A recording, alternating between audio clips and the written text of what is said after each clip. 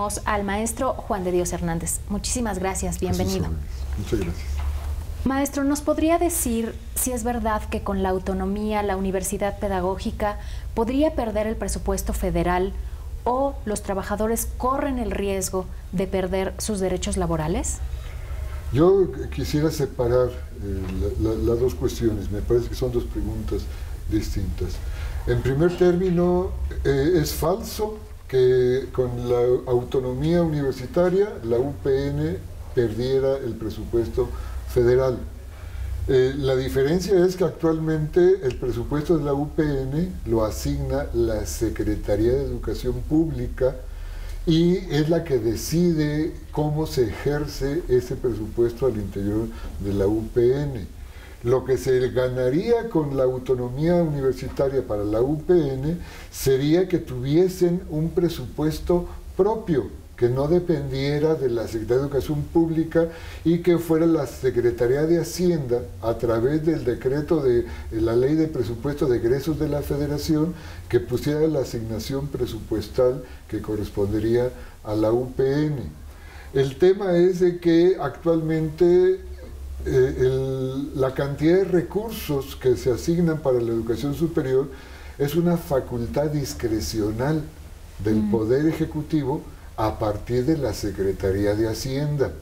Y la autonomía universitaria lo que implica es que tendrían un presupuesto propio como universidad pedagógica autónoma a nivel nacional y que tendrían además la facultad de ejercer ese presupuesto y de elaborar el presupuesto en base a las necesidades propias de la institución, sin tener en consideración lo que diría la Secretaría de Educación Pública en este caso. Quedarían separados de la Secretaría de Educación Pública, con la autonomía adquirirían personalidad jurídica y patrimonio propio, que actualmente no lo tienen porque son un organismo desconcentrado.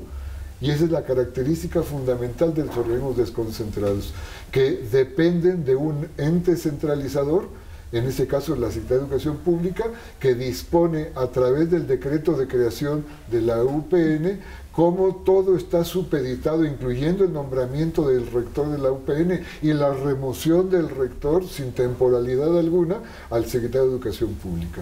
Entonces yo creo que sería muy benéfico para la comunidad de la UPN el poder desarrollar el proyecto de presupuesto con base en sus propias necesidades, que entre otras cosas me parece que es uno de los planteamientos que hace Paulo Freire en relación con la cuestión educativa, ¿no? Ok, y con respecto a los derechos laborales.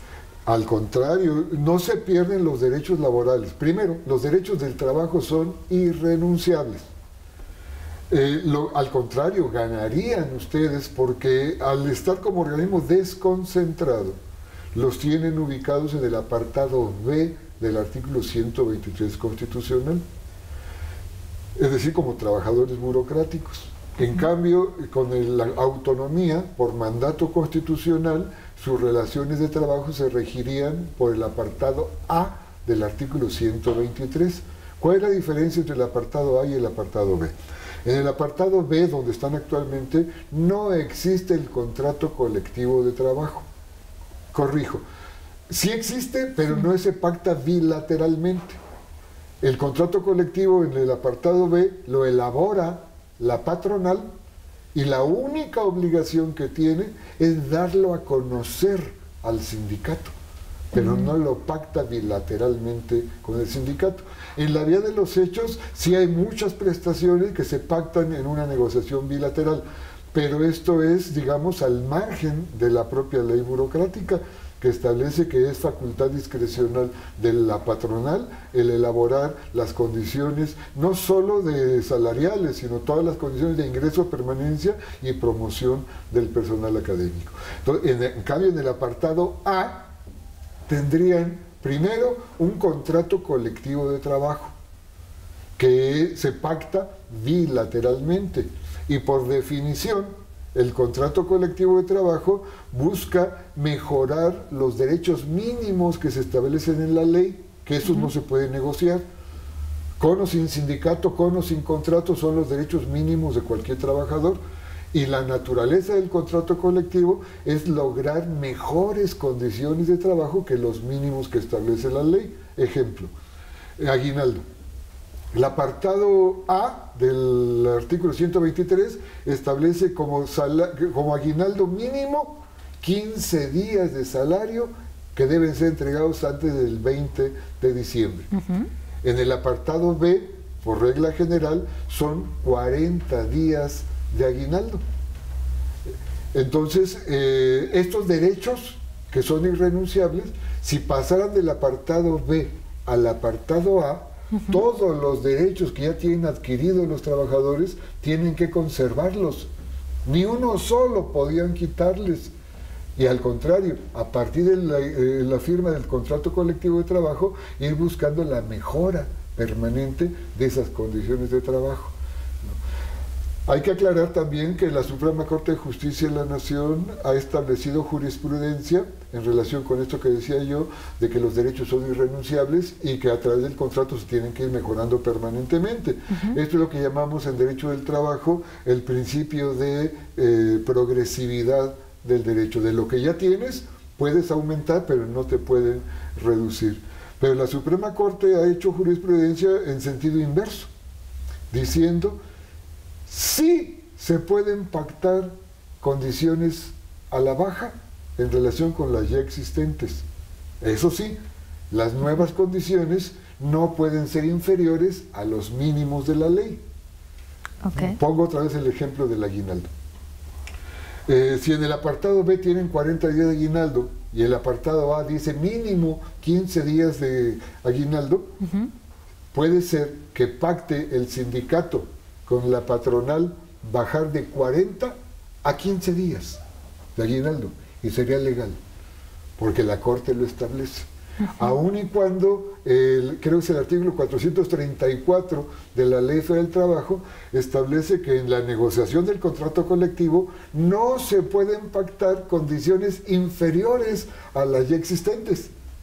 Usando el mismo ejemplo, si ya tienen contratados 40 días de aguinaldo, en la revisión contractual, en teoría, por mandato de ley del apartado A, no podía ser inferior a los 40 días.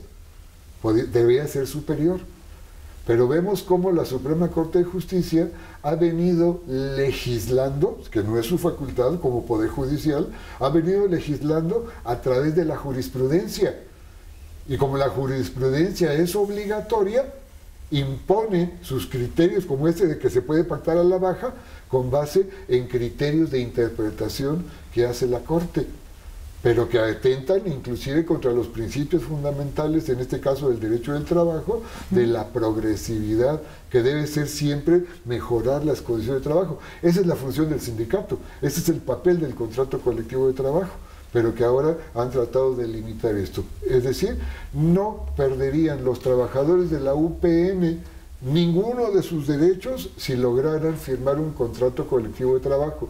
Lo que tienen ahora como condiciones generales de trabajo serían la base mínima para empezar la revisión del contrato colectivo, que además, en materia colectiva, el apartado B limita los derechos de los trabajadores, por ejemplo, el derecho a huelga.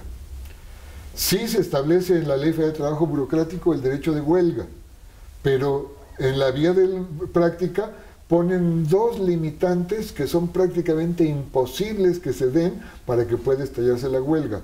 Uno, que las violaciones a las condiciones generales de trabajo tienen que ser generalizadas. Y no sabemos qué interpretar por generalizado. La mitad más uno de los artículos de las condiciones generales de trabajo, o 2/3 partes, o el 75%, o el 99%, no lo sabemos, ¿no? Tiene que ser generalizado. Y suponiendo que hubiese una violación de todas las condiciones generales de trabajo, es una sola, y la ley dice que tiene que ser sistemático. Entonces, ¿cuántas veces tiene que repetirse la violación generalizada de las condiciones generales de trabajo para que pueda estallar legalmente la huelga un sindicato del apartado B? Por eso digo, es prácticamente imposible que se puedan realizar estas cuestiones.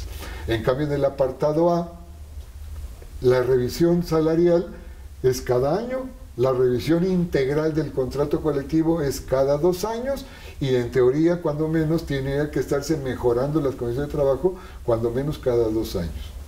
Ok. Pues le agradecemos muchísimo, maestro Juan de Dios Hernández, su participación en esta entrevista. Muchísimas gracias, compañeros. Muchas gracias. Universidad Pedagógica Nacional. Educar para transformar.